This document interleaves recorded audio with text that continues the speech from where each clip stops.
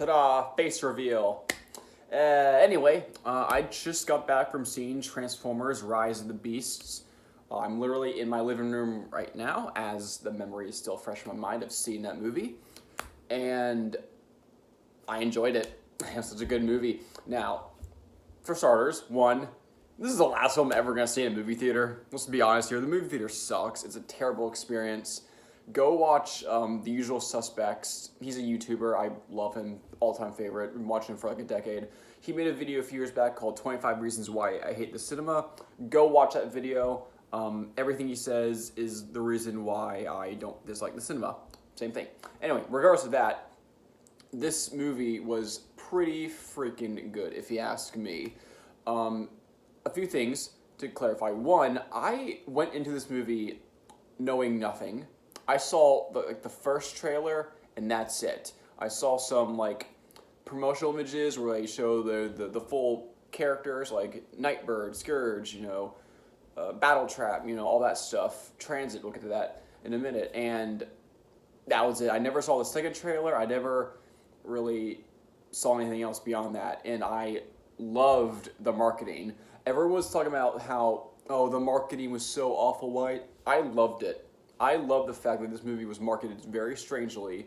It made it sure that you didn't know everything. You went into this movie kind of not knowing what to expect, and I like that because I would rather go into a movie knowing nothing than walk into a movie where I've seen the trailer and I've seen all the promotional videos for it, and because of that, I pretty much now know how the movie's gonna go. So it's not really an exciting experience for me. I'd rather have that, but some people might not, which is totally fine.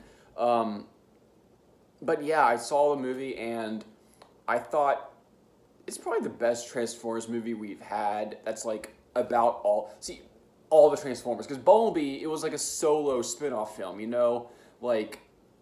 Obviously Bumblebee was better than the majority of the Bayverse. I still think that obviously the first Bayverse film is a really good movie. I saw that one in the theaters last year when they re-released it. It was amazing. And then I will die on this hill, but I think Age of Extinction is probably my all-time favorite Transformers film. Maybe the best one. Easily the best of the Bayverse. I don't know if I would consider it better than the Nightverse so far with Bumblebee and RotB, but that's just my personal favorite Transformers film, Age of Extinction. But regardless of the Bayverse, overall, as a whole, just Bumblebee alone is better than the entire Bayverse, for many reasons. The Decepticons were actually, deceptive, and they were actually well-written. The writing was so much better. The humans weren't annoying pieces of crap, they were actually relatable. But Bumblebee was like a E.T. style, it was like a solo kind of spin-off where one singular Autobot or Transformer is kind of the main focus. Rise of the Beast, being a sequel to that, or a standalone sequel, is different. It goes back to the classic formula that the Bayverse had, where it's here's all the Transformers together. We're not honing in on one specific one like we did with Bumblebee. And out of those movies, this is probably the best one. I would say, I don't want to say objectively, because obviously that's no such thing as objective good or whatever, but for example, it's better in the sense that I'm not really putting on my rose-tinted nostalgia goggles, and because that's what I do, and I admit that Age of Extinction is the best one, even though I do think that writing wise, directing, screen wise, and all that stuff, Age of Extinction is easily the best out of the Bayverse at least. But I think Rise of the Beast might be the best Transformers film since the 2007 one and Bumblebee, because now there are flaws with it, obviously, but I'll get to that in a minute. I think Michael Bay is still involved. He's a producer, obviously, but his writing, all the writing flaws that plagued Revenge of the Fallen and Last Night and Dark of the Moon are gone now, because one, the human characters, although they still get plenty of screen time, are way more likable than they normally were in the Bay films. They're not obnoxious. They're not just straight up unlikable douchebags. You know, they're not unfunny comic relief. They actually serve a purpose to the plot. Like the main, like the main dude, like his name is Noah. He actually like engages in the fight during the climax. Oh, by the way, heads up, I cannot promise that this ramble will be 100% spoiler free. So just a warning, I probably will spoil something. Just a warning. Leave now if you like. But yeah, I love that the human characters actually they interacted with the they helped push the plot forward in a way that felt like natural, like they were actually doing something, and they weren't completely soaking up all the screen time. The Transformers themselves, the Autobots, and the Maximals, and even the Terracons, they felt oddly enough humanized. You know, they see. And the problem with the Michael Bay films, especially on the Decepticon side, the actual Transformers, you know, the characters that the movie is literally freaking named after, are treated like props. They're treated like special effect objects that exist to sell merchandise. And they don't really have a lot of character development or screen time of their own. Now, that could be because, you know, they're CGI and they're expensive, and so all the budget towards CGI, they have to use them minimally, you know, because they literally cannot afford to. That was true of like the first movie. So, but Rise of the Beast though and Bumblebee, the Transformers, the actual Cybertronians themselves, they feel like real characters. They have funny lines of dialogue, and they feel natural. We actually get to engage with them. They feel like characters. They feel like the title characters of the movie, which is what they're supposed to be, which I love that. Secondly, again, this is an unscripted ramble. I don't know what the hell I'm talking about, but the voice acting was pretty good. Obviously, Peter Cullen is Optimus Prime. We all know that. He's never going to let that down. Ron Perlman as Primal was phenomenal.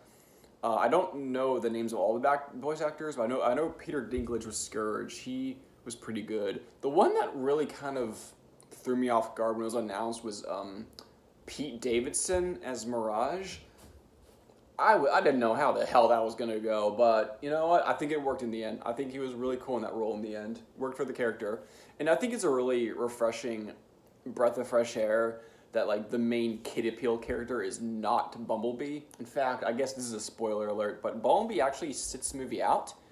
Bumblebee is really absent for most of the movie because he technically dies. I mean, dies in the sense that like he like around like 30, 40 minutes in the movie. I don't remember. I don't know how long this movie is, but it feels way shorter than some of the later Bay films, probably because either one it is, or two, it just feels shorter because it's just overall a better movie, and I enjoyed it more. But, yeah, he was like a little, like maybe a third, maybe a fourth of the way through the film, Bumblebee is killed by Scourge, and then at the end of the movie, he's kind of revived, kind of like Optimus in Revenge of the Fallen. But, like, for, like, a good portion of the movie, Bumblebee is just absent because he's literally dead. So Mirage has to be like the cool kid appeal character that has all the quirky one-liners and whatnot, and I like a new thing, you know. I like that they went something new in a direction with that. Now let's talk about the Maximals.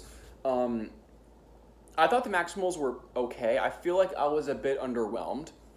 I think Optimus Primal is pretty good. Obviously, Ron Perlman gave a great performance, and I love the fact that they all talk. Like Air Razor like speaks. They're not like the Dinobots in Age of Extinction where like they only show up at the last minute, and we only see them in the robot modes like for like one split second in like background, you know, and like they only show up in the end. They don't speak or anything. Like even as someone who loves Age of Extinction, the Dinobots were severely underwhelming because they were marketed. But no, Rise of the Beast, no, they don't do that. The Maximals, they get the screen time they deserve for the most part.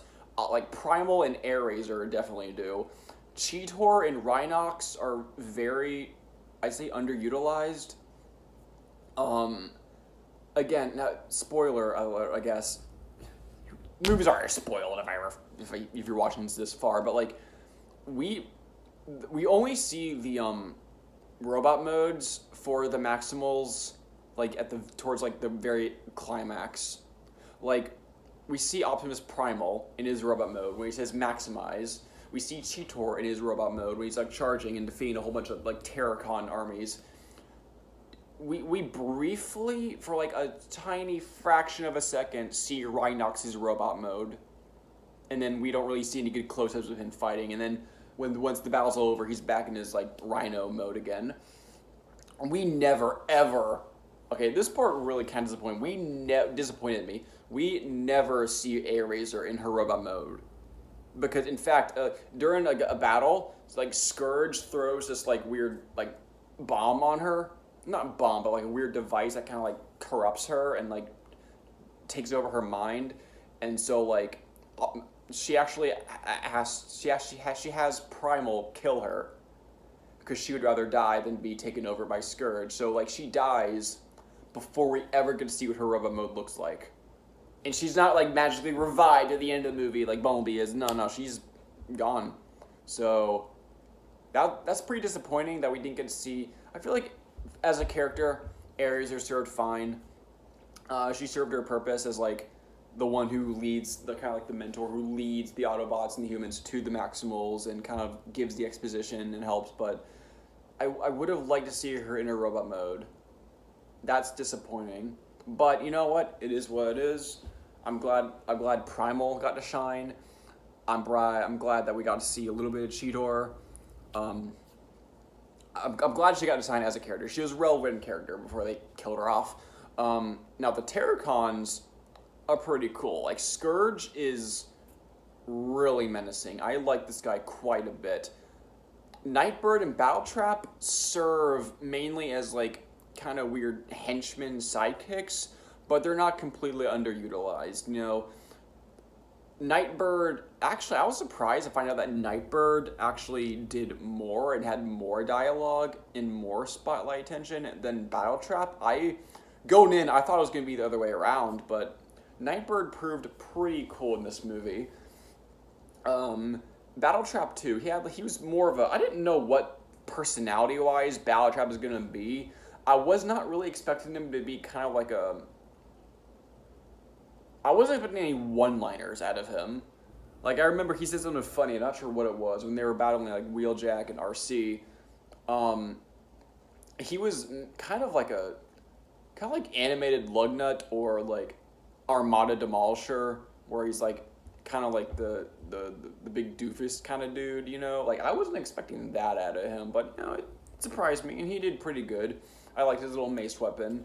The action. See, the thing about these new movies, like with Bumblebee and Rise of the Beast, is that the designs of the actual robots themselves don't look like scrap metal. You know, you remember in the or at least the first 3 Michael Bay films where like the designs of the robots look like junkyards put together. So when they're fighting, it's hard to tell what's going on because the camera sucks and the choreography sucks. In these new movies, Rise of the Beast, dude, the choreography's way better because the designs are way better and the camera angles are way better. The action was like phenomenal, and I saw it in 3D too. 3D was pretty good.